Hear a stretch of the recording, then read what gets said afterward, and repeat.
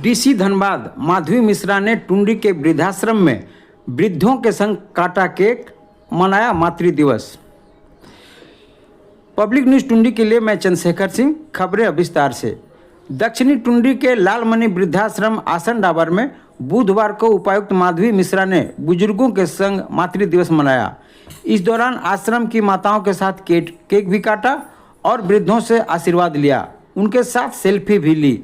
उन्होंने आश्रम में जल संकट को दूर करने का आश्वासन भी दिया।